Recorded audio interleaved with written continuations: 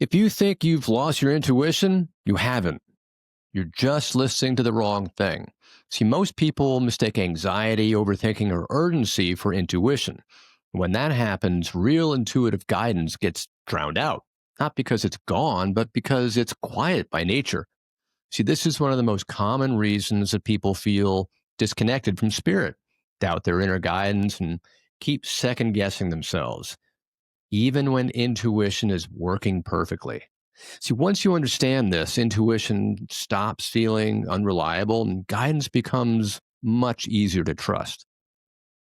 And by the end of this episode, you're going to understand why intuition rarely feels loud or dramatic, how anxiety often gets mistaken for intuition, and how real intuitive guidance actually shows up in everyday life. See, intuition usually doesn't disappear, it just gets misread. And until you understand exactly how that misreading happens, doubt keeps creeping in and uncertainty keeps feeling like disconnection, even when intuition is working the whole time. That misunderstanding almost always starts with one assumption. And once you see it, the way intuition works makes a lot more sense. So let's talk about this first idea. See, one of the biggest reasons that people think they've lost their intuition is because they expect it to feel strong. They expect confidence, certainty, a clear internal voice that says yes or no. So when intuition shows up softly or emotionally or without urgency, they assume it's not intuition at all. But intuition was never meant to shout. Intuition is quiet by design because its role is not to override your mind or to force decisions. Its role is to inform awareness. Intuition offers information and then it steps back.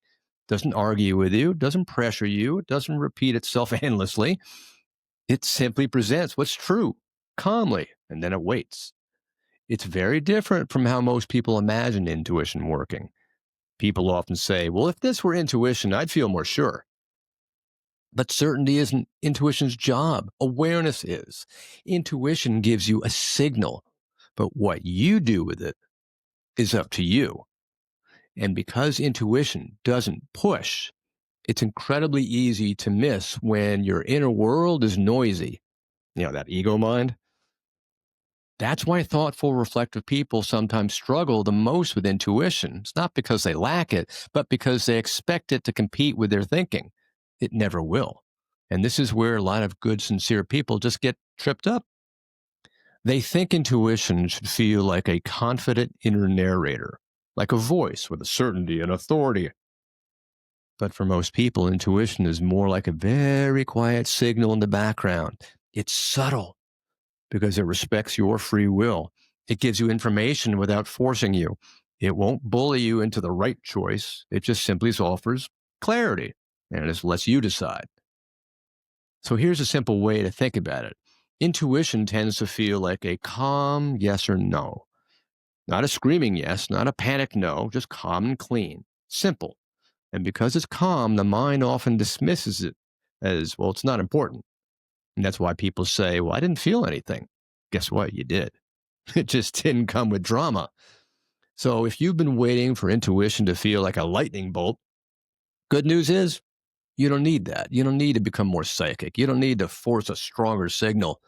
What you do need is a new expectation. See, intuition often feels quietly obvious, and the quiet part is what makes it trustworthy. So now the second idea is that one of the most common reasons that people think they've actually lost their intuition is because anxiety, through your ego mind, has taken over the conversation. See, anxiety is loud, it loops, it pushes, it demands answers now. Because anxiety has energy and urgency behind it, people often mistake that for guidance. They say, this feeling's strong, it's got to be intuition. But strength does not equal truth. See, anxiety is driven by fear and safety. Intuition is driven by clarity and alignment. Anxiety pressures you, but intuition allows you. Anxiety insists. Intuition suggests. Anxiety creates mental noise. Intuition brings quiet knowing. And this is where people get confused because when anxiety is present, Intuition doesn't disappear, it just gets drowned out. And instead of quieting anxiety, people try to make intuition louder. They meditate harder, they seek signals, they ask others for confirmation. But intuition doesn't get louder to compete with fear, it just waits. And when you learn this, something important shifts. You stop asking, well, why can't I hear my intuition? And you start asking, what am I listening to instead? That question alone restores clarity. So let me make this painfully practical because this is where people either get it or they just keep spinning. Ask yourself this: when you feel intuition, do you feel rushed? If you feel rushed, that's not intuition. That's fear wearing a spiritual costume. See, anxiety has a very specific feeling. It says, decide now, or what if you're wrong, or you'll regret it, or you need certainty before you move ahead. But intuition has a very different flavor. It says, hmm, okay, this feels true. Or, yeah, that feels clean. Or, no, that just doesn't feel aligned. Or, not this, but not that. It's more like that.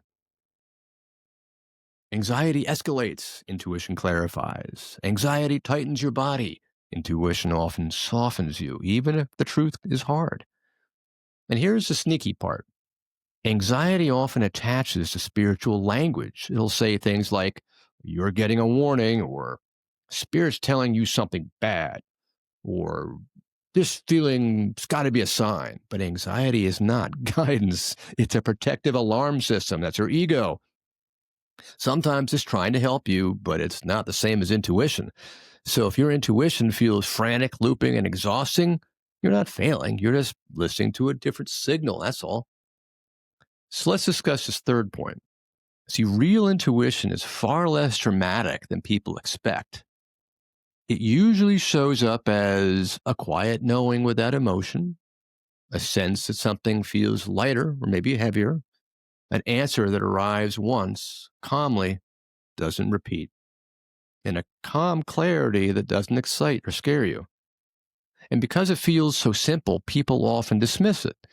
They say, well, that can't be intuition. It just felt too normal, too ordinary. But intuition is not designed to impress you, it's designed to be accurate. One of the clearest signs of intuition is emotional neutrality. If a thought or knowing feels calm, simple, and steady, that's often intuition. But if it feels urgent, charged, or panicked, that's usually fear. This is why intuition is often recognized only in hindsight.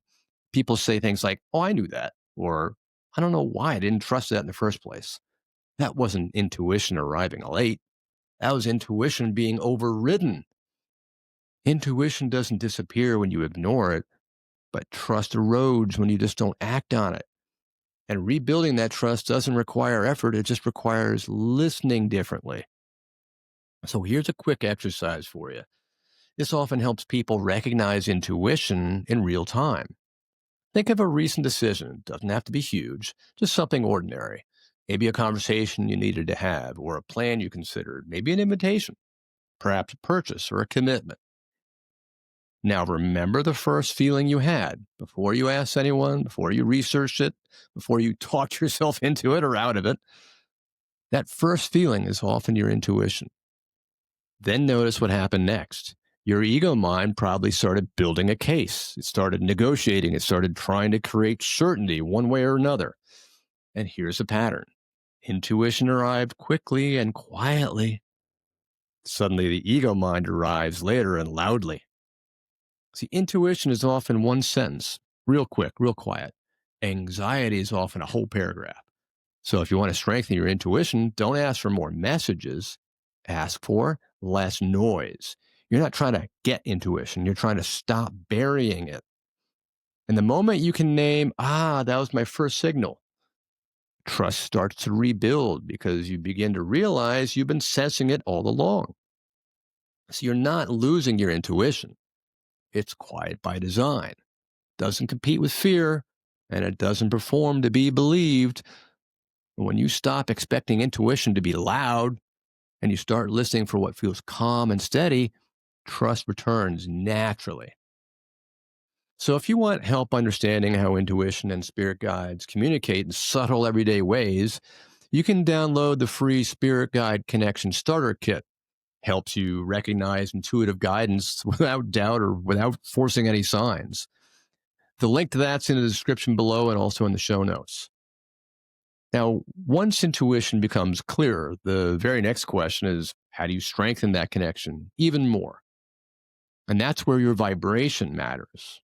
I explain that really simply in the episode titled The One Thing That Instantly Raises Your Vibration, and why raising your vibration supports clearer intuition and spiritual connection. So go check that out next. So thanks for staying with me. Keep raising your vibration. Love and light. This is Chris.